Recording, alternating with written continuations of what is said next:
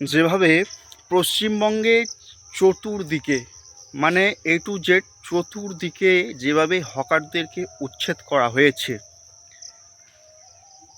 এটা হিন্দুদের সরকার যখন এসছিল বা আগেও বলেছিল যে এটা হিন্দুদের সরকার, তো হিন্দুরা এনেছে, ভালো কথা, কংগ্রাচুলেশন। তো আমার কথা হচ্ছে যে যদি এটা হিন্দুদের সরকার হয় তাহলে ওই হকারদের মধ্যে 90% কারবার করে খেত তারা কিন্তু হিন্দুই ছিল।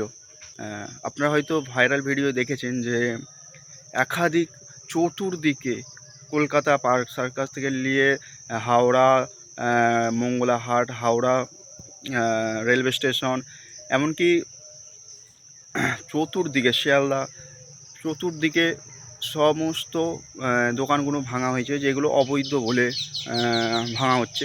তো এতে 90% হিন্দুরাই কিন্তু করে খেতেন।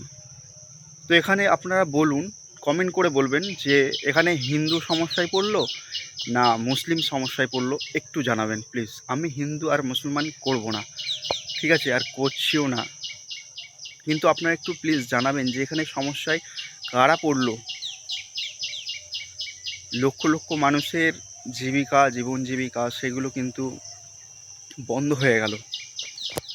একাধিক ভাইরাল ভিডিও আমাদের সামনে আসছে, সেখানে মাথায় টুপি দেওয়া বা মুখে দাড়িওয়ালা লোক হয়তো পাবেন খুব কম, কিন্তু হিন্দু ভাইয়েরাই বেশি বিপদে পড়েছে এই জিনিসটাতে।